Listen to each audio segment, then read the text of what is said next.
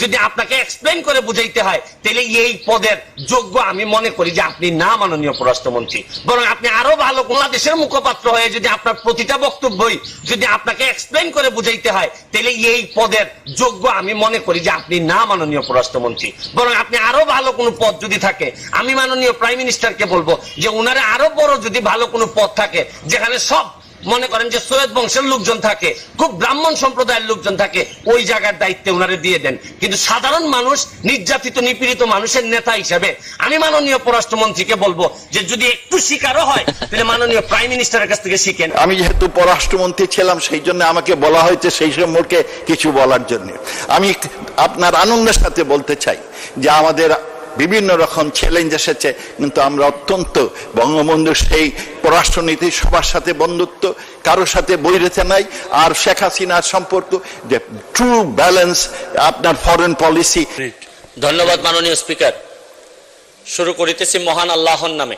প্রতিটা মানুষের জীবনে কিন্তু কপালে লেখা থাকে না যে উনি মন্ত্রী হতে পারবেন। খুব অল্প মানুষের কপালে লেখা থাকে উনি মন্ত্রী হবেন। আর এরকম ভাগ্য যাদের থাকে, তারা মন্ত্রী হওয়ার পর, মন্ত্রী হওয়ার সাথে সাথে কিছু দায়িত্ব তাদের উপর অর্পিত হয়। Every achievement comes with a responsibility. আপনার জীবনের প্রতিটা অর্জনই কিছু না কিছু দায়িত্ব নিয়ে আসে। আপনি যখন একটা মন্ত্রী হিসাবে আসেন, তখন আপনাকে বুঝতে হবে যে আপনি কোনো অঞ্চলের মন্ত্রী না, আপনি সারা বাংলাদেশের মন্ত্রী।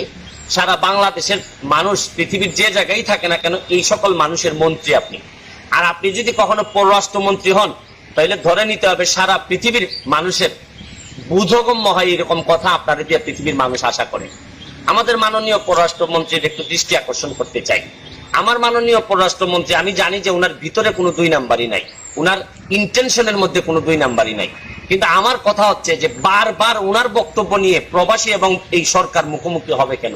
আমাদের মাননীয় প্রধানমন্ত্রী জননেত্রী শেখ হাসিনা যেভাবে প্রবাসীদেরকে বিভিন্ন ভাবে সুবিধা দিয়ে প্রবাসীদের একদম কাছে নিয়ে আসার চেষ্টা করতেছেন, এই সময়ে মাননীয় পররাষ্ট্রমন্ত্রী যখন অর্ধেক বক্তব্য উনি বলতে চাচ্ছেন, আমি মাননীয় পররাষ্ট্রমন্ত্রীর কথা শুনছি, উনি বলতে চাচ্ছেন যে কেউ উনাকে টুইস্ট করে, উনার কথাগুলা টুইস্ট করতেছে। আপনি যখন প্রবাসীদেরকে বলছেন যে নবাবজাদা, আপনি কিন্তু বলতে পারতেন যে কিছু সংখ্যক প্রবাসী নবাবজাদার মতো আচরণ করেন। আপনি কিন্তু দেখেন, আপনার ভাই যখন সাবেক অর্থমন্ত্রী মাল মুহিত সাহেব যখন কথা বলতেন, উনি বয়স্ক মানুষ ছিলেন। অনেক সময় এই আপনি রাবিশ টাবিশ বলছেন, এগুলো মানুষ মেনে নিছে, কারণ উনি বয়স্ক মানুষ ছিলেন। কিন্তু আপনি যখন তার ভাই হয়ে, আপনি একজন শিক্ষিত মানুষ হয়ে যখন আপনি একদম জেনারেল ভাবে কথা বলেন যে প্রবাসীরা নবাবজাদা, তখন সব প্রবাসী তো আর আমার মতো ব্যারিস্টার না, আপনার মতো এরকম ফ্যামিলি থেকে আসে নাই যে আপনার সব এরকম বলিষ্ঠ কথা এবং লুকানো কথা, ভিতরের কথা সব স্বাভাবিকভাবে মেনে নিবে। প্রবাসীরা এমনি থাকে দুনিয়ার কষ্টে।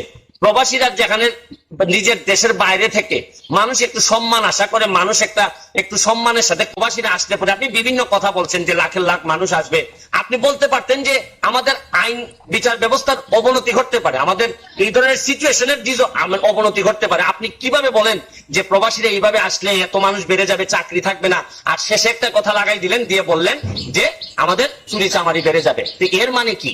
আমার মতো ব্যারিস্টার না হইলে বা আপনার মতো এরকম ব্যাকগ্রাউন্ডের একজন জ্ঞানী লোক না হইলে, সাধারণ মানুষ যদি সাধারণভাবে বুঝে, তাহলে মানুষ বুঝে ফেলতে পারে যে প্রবাসীরা চোর, প্রবাসীরা আসলেই এই দেশে চুরি হবে।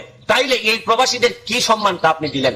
প্রবাসীদেরকে সম্মান শুধু মনের ভিতর রাখলে হবে না মাননীয় পররাষ্ট্রমন্ত্রী, আপনার মুখের মধ্যে দিয়ে প্রকাশিত হইতে হবে। আপনি খেয়াল করে দেখছেন, আপনি প্রতিবারই 1 মিনিটের একটা বক্তব্য দেন, এইটা বোঝানোর জন্য আবার 5 মিনিটের আবার আরেকটা বক্তব্য দিয়ে বলতে হয় যে না আমি এইটা বলি নাই, আমি এইটা বলি নাই। তা আপনি মাননীয় পররাষ্ট্রমন্ত্রী হয়ে, বাংলাদেশের মুখপাত্র হয়ে যদি আপনার প্রতিটা বক্তব্যই যদি আপনাকে এক্সপ্লেন করে বুঝাইতে হয়, তাহলে এই পদের যোগ্য আমি মনে করি যে আপনি না, মাননীয় পররাষ্ট্রমন্ত্রী। বরং আপনি আরো ভালো কোনো পদ যদি থাকে, আমি মাননীয় প্রাইম মিনিস্টারকে বলবো যে উনারে আরো বড় যদি ভালো কোনো পদ থাকে, যেখানে সব মনে করেন যে সৈয়দ বংশের লোকজন থাকে, খুব ব্রাহ্মণ সম্প্রদায়ের লোকজন থাকে, ওই জায়গার দায়িত্বে ওনারে দিয়ে দেন। কিন্তু সাধারণ মানুষ, নির্যাতিত নিপীড়িত মানুষের নেতা হিসাবে আমি মাননীয় পররাষ্ট্রমন্ত্রীকে বলবো যে যদি একটু শিকারও হয়, তাহলে মাননীয় প্রাইম মিনিস্টারের কাছ থেকে শিখেন যে কিভাবে কথা বলতে হয়, কিভাবে মাননীয় প্রাইম মিনিস্টার দায়িত্ব নিয়ে সারা বাংলাদেশের মানুষের নেতৃত্ব দিয়ে যাচ্ছেন। আর আপনি উনার ক্যাবিনেটের হয়ে এই ধরনের বেফাস কথা, আপনার ইন্টেনশন ভালো, আপনার মনের ভিতর ভালো, কিন্তু মুখের কারণে আপনি কি এই প্রবাসীদেরকে আমাদের এই আওয়ামী লীগ এবং সরকারের মুখোমুখি দাঁড় করাই দিচ্ছেন না? আমি আপনাকে বলবো, যদি কথা বলতে এরকম সমস্যাই হয়, আল্লাহর হস্তে কথা বললেন না, তাও মাননীয় প্রাইম মিনিস্টারকে এইরকম একটা দুর্যোগকালীন সময়ে কাজ করতে দেন, কাজ যদি নাও পারেন বাধা দিয়েন না।